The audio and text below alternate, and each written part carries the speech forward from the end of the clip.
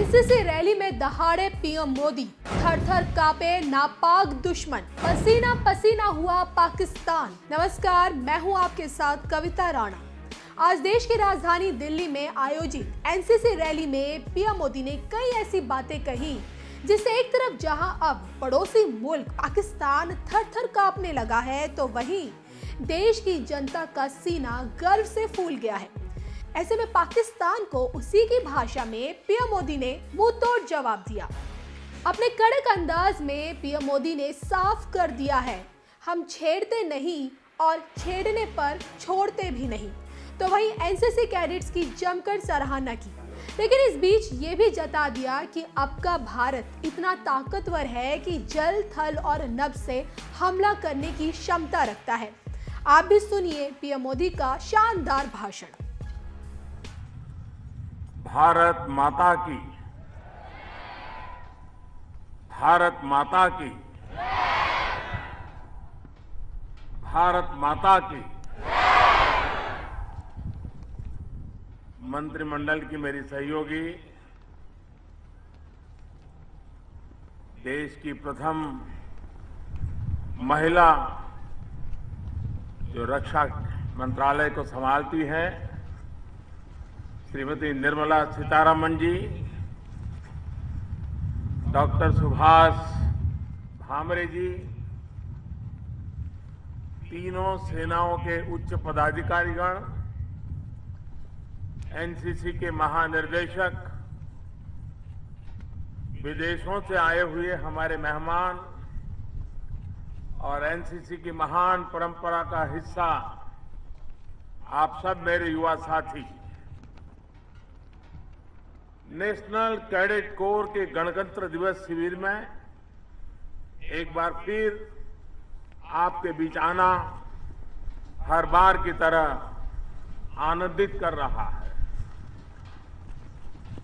जब भी मैं आपके साथ बातचीत करने के लिए आता हूं, तो अतीत की अनेक यादें मन मस्तिष्क में उभर आती हैं। जोश और अनुशासन, ये जो दिन आप आज जी रहे हैं, मुझे भी इन क्षणों को जीने का अवसर मिला है। एक कैडेट के तौर पर बिताए वो दिन आज तक मेरे संकल्प को, मेरी प्रेरणा को ऊर्जा दे रहे हैं। साथियों, इस कैंप का अपने आप में एक गौरवशाली अतीत भी है और भविष्य को लेकर इसका बहुत बड़ा महत्व भी है। इस कैंप का हिस्सा बने आप सभी कैडेट्स को मैं बहुत बहुत बधाई और शुभकामनाएं देता हूं। पिछले वर्ष जब मैं आपके बीच आया था, तो मैंने आपसे कुछ आग्रह किया था। देश और समाज से जुड़े महत्वपूर्ण विषयों में सक्रिय योगदान के लिए आपसे अपील की थी। मुझे खुशी है कि बीते वर्ष एनसीसी के कैडेट्स ने अनेक महत्वपूर्ण कदमों के साथ खुद को जोड़ा। स्वच्छ भारत अभियान हो, डिजिटल ट्रांजैक्शन हो, बेटी बचाओ बेटी अभियान हो, पर्यावरण से जुड़े मुद्दे हो, जन जागरण के ऐसे अनेक मुद्दों को लेकर आपके प्रयास प्रशंसनीय है। विशेष तौर पर केरल में भीषण बाढ़ के बाद राहत और बचाव कार्यों में एनसीसी के कैडेट्स का योगदान बहुत सराहनीय है। सहयोग और समर्पण का जो पाठ आपने यहां सीखा है, उसको आपने केरल में मुश्किल में फंसे स्वजनों को राहत देने में अमल में लाया। मुझे विश्वास है कि आप इसी प्रकार अपने दायित्वों को निभाते रहेंगे। साथियों, 2 दिन पहले ही हमारा गणतंत्र ने 70वें वर्ष में कदम रखा है। पहले राजपथ पर और आज यहां पर आपके चेहरे की चमक और आपके अनुशासन की झलकियां मैंने, और उन झलकियों में मुझे नए भारत का कदम ताल दिखता है। पूरे आत्मविश्वास के साथ सीना चौड़ा किए, मस्तिष्क को ऊंचा रखे, राष्ट्र के गौरव के लिए तत्पर, ये असीम ऊर्जा उत्साह देने वाले होते हैं। आपका ये जोश, आपका ये उत्साह ही है जिसके कारण भारत आज नए आत्मविश्वास से भरा है। आज दुनिया कह रही है कि भारत न सिर्फ संभावनाओं से भरा हुआ देश है, बल्कि उनको साकार भी कर रहा है। साथियों, देश की अर्थव्यवस्था हो या फिर दुश्मन से निपटने का हमारा सामर्थ्य, हर स्तर पर हमारी क्षमताओं का विस्तार हुआ है। हमारी सेना ने ये स्पष्ट संदेश दिया है कि हम छेड़ते नहीं हैं, लेकिन किसी ने अगर छेड़ा तो हम उसे छोड़ते भी नहीं है।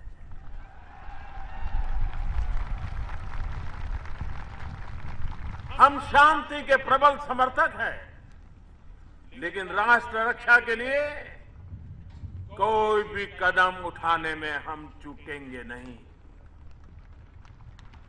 यही कारण है कि बीते 4.5 वर्षों में देश के रक्षा और सुरक्षा को सर्वोपरि मानते हुए अनेक महत्वपूर्ण फैसले लिए गए हैं। साथियों, भारत दुनिया के उन चुनिंदा देशों में शामिल हुआ है जिसके पास जल, थल और नभ से परमाणु हमले और आत्मरक्षा करने की क्षमता है। इसके अलावा दशकों से लटके पड़े लड़ाकू विमानों और आधुनिक तोपों से जुड़े समझौतों को जमीन पर उतारा गया है।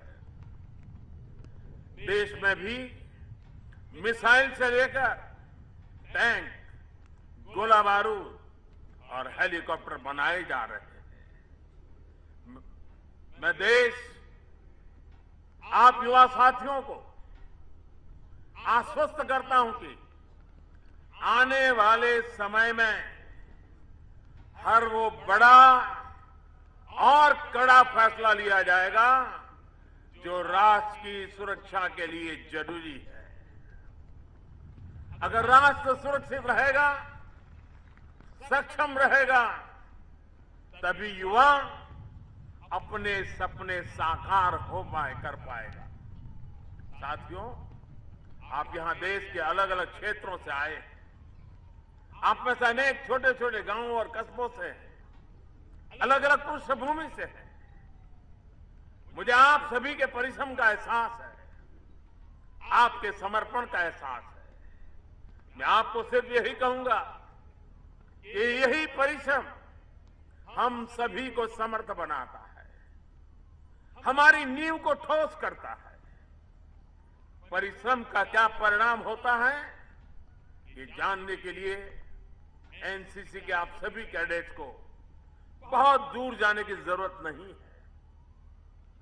आपके भीतर से ही अनेक साथियों ने हाल में ही अद्भुत हौसला दिखाते हुए देश को गौरव के पल दिए हैं। पर्वतारोहण और ट्रैकिंग जैसी साहसिक गतिविधियां हो या फिर खेल के मैदान पर तिरंगा लहराने का काम, अनेक कैडेट्स आगे आए हैं।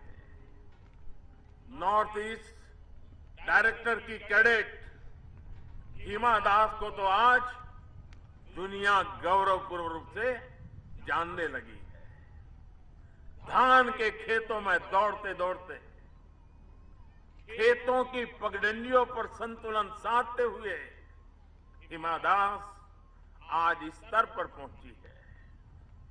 अभाव को अवसर बनाते हुए हिमा ने पहले जूनियर एथलेटिक्स चैंपियनशिप में और फिर एशियाई खेलों में देश को गौरवान्वित किया है। ऐसी अनेक युवा प्रतिभाओं को जब मैं देखता हूं, जब उनसे मिलता हूं, तो मेरा भरोसा तो मजबूत होता ही है। इस भरोसे को और सशक्त करने की ऊर्जा भी मिलती है। साथियों, सपने देखना और आकांक्षाओं को उड़ान देना, यही युवा की पहचान होती है, यही उसकी स्वाभाविक प्रवृत्ति होती है। अपने सपनों और आकांक्षाओं को और ऊंचा उड़ने दीजिए। अपने प्रयासों का पूरा विस्तार दीजिए।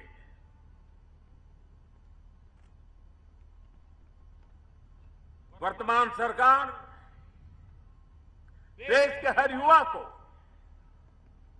हर सपने देखने वालों के साथ कंधे से कंधा मिलाकर के खड़ी है और कदम से कदम मिलाकर के चलने के लिए तैयार है। नया भारत हर कर्मयोगी को सम्मान देगा, अवसर देगा।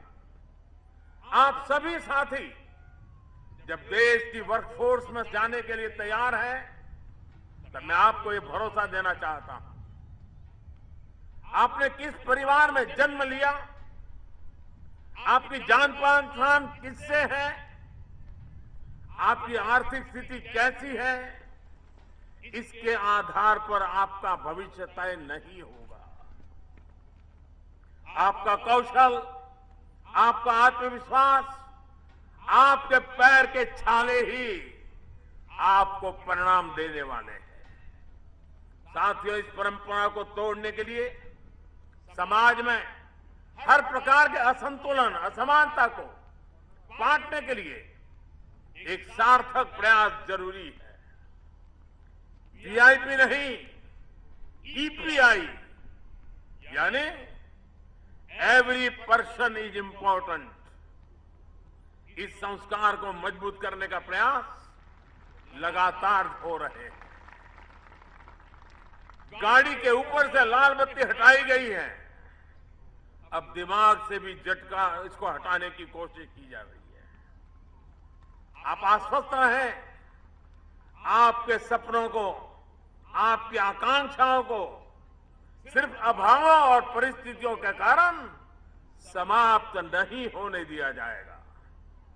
साथियों, अवसरों की समानता की जब जब बात आती है, तो एक महत्वपूर्ण विषय हमारी बेटियों से भी जुड़ा है। मेरे सामने बैठे आप तमाम कैडेट, चाहे वो बेटे हो या फिर बेटियां, आपके जोश में और आपके सामर्थ्य में कोई अंतर नहीं है। बेटियों को हर प्रकार के अवसर से जोड़ना हमारी सरकार की प्राथमिकता है। बीते 4.5 वर्षों में बेटियों को वर्क फोर्स में प्रोत्साहन देने के लिए अनेक कदम उठाए गए। श्रम, सेवा और उद्यम के साथ साथ देश के डिफेंस को भी हमारी नारी सशक्त कर रही है। इसके लिए कई ऐतिहासिक कदम उठाए गए हैं। पहली बार हमारी बेटियां फाइटर पायलट्स बनी है। तारिणी का गौरव तो पूरी दुनिया ने देखा है। अब सेना में भी बेटियों की भागीदारी को और मजबूत करने के लिए बड़ा फैसला लिया गया है। मिलिट्री पुलिस की टोटल कॉस्ट में 20% तक महिलाओं की भर्ती के लिए कदम उठाए जा रहे हैं। साथियों, नारी शक्ति का दम बीते 4.5 वर्षों में राजपथ पर भी देखा है। पिछली बार महिला स्वर्ण दस्ता राजपथ पर उतरा था, तो इस साल देश के इतिहास में पहली बार महिला जवानों की पूरी टुकड़ी परेड में शामिल हुई है। देश ने यह भी पहली बार देखा कि पुरुष टुकड़ी का नेतृत्व एक बेटी ने किया है।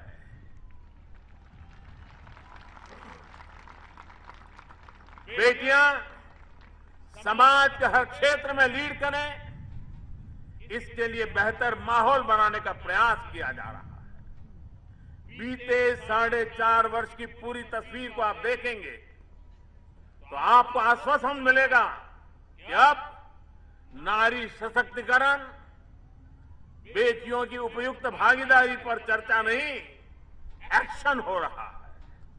साथियों, अवसरों की समानता के रास्ते में भ्रष्टाचार भी एक बहुत बड़ी बाधा है। घुसखोरी, भाई भतीजावाद, अपना पराया, हमारी व्यवस्था में इनके लिए कोई स्थान होना नहीं चाहिए। भ्रष्टाचार नए भारत का संस्कार हो ही नहीं सकता। मेरा और मेरी सरकार की सोच और एक्शन दोनों इस बात के साक्षी हैं कि भ्रष्ट आचरण करने वाला कितना भी बड़ा हो, कितना भी ताकतवर क्यों न हो, कोई भी नहीं बचेगा।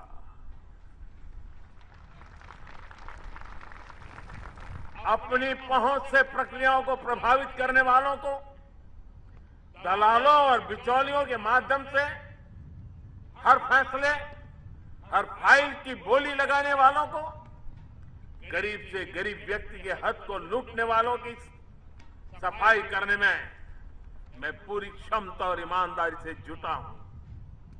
साथियों, आज सरकार जो कुछ भी कर पा रही है, उसके पीछे आप सभी युवा साथियों का सक्रिय योगदान है।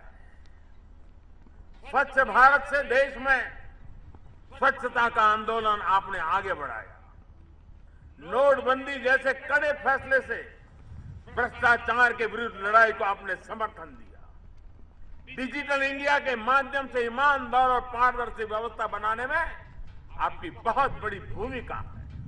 यानी हर योजना को आपने सरकारी बनने से बचाया है।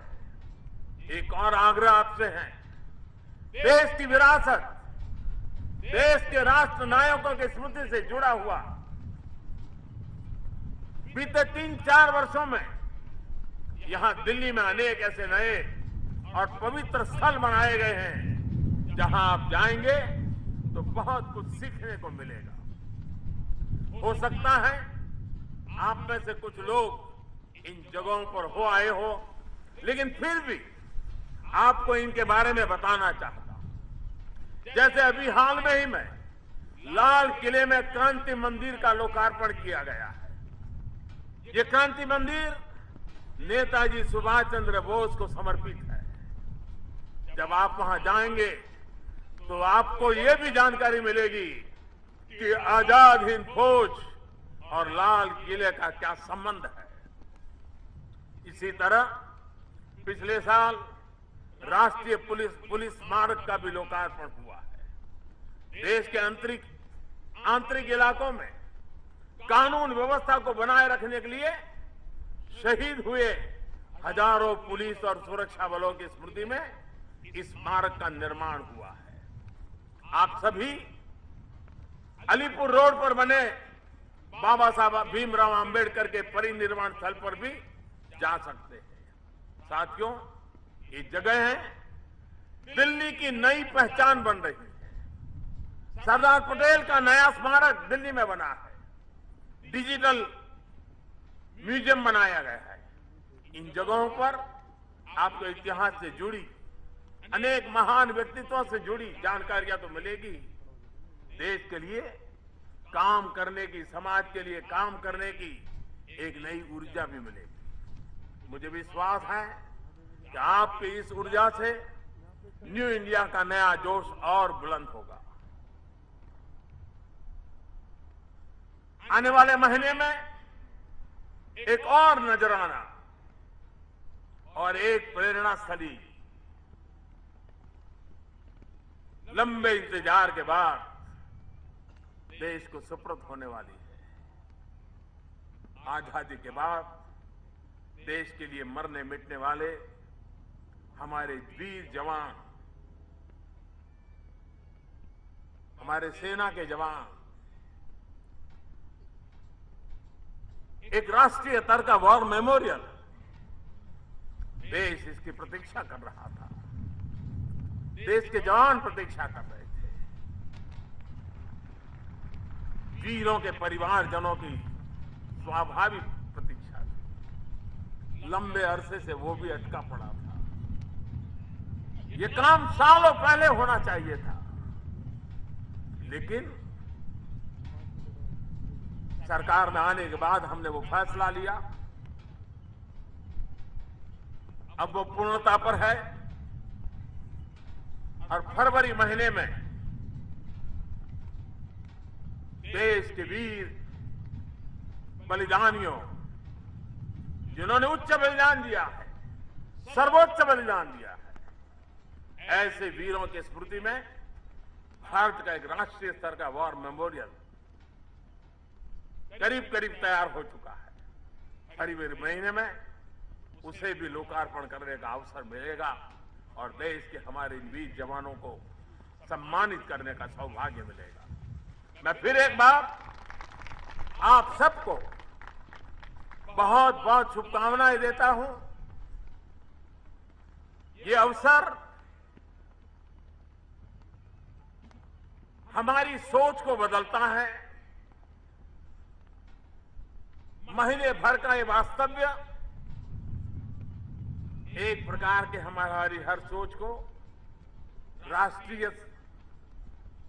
स्तर पर ले जाती है। हर सोच में हम हमारे देश के लिए क्या सोचते हैं। सिर्फ अपना गांव, अपना मोहल्ला, अपनी जाति बिरादरी नहीं, देश के संदर्भ में सोचने के लिए यह अवसर देता है। किसी भी देश का बड़ा बनना, आगे बढ़ना इस बात में निर्भर है कि वहां के समाज व्यवस्था में एकता का सूत्र कैसे बंधे हुए हैं लोग। उस राष्ट्र की प्रगति का दूसरा आधार है वो कितना आशावादी है, कितनी आकांक्षाओं से भरा हुआ है। निराशा की गर्त में डूबा हुआ समाज न कभी खुद को ऊपर ले जा सकता है, न कभी देश को ऊपर ले जा सकता है। आज मैं गर्व के साथ कहता हूं, 125 करोड़ हिंदुस्तानी नई आशा, उमंग और आकांक्षाओं से भरे हुए, और इसके कारण मुझे लगता है कि मेरा देश नई ऊंचाइयों को पार करके रहेगा, सपनों को साकार करके रहेगा। और जिन सपनों को लेकर के देश के आजादी के दीवानों ने आजादी का जंग लड़ा था, उन सपनों को पूरा करने का वक्त अब शुरू हो चुका है। आइए हम सब मिलकर के भारत मां का जयकार का नाद करते हुए उन सपनों को एक नई ऊर्जा दे, नई ताकत दे, नया संकल्प करे। मेरे साथ बोले, भारत माता की, भारत माता की, भारत माता की। बहुत बहुत धन्यवाद। आपके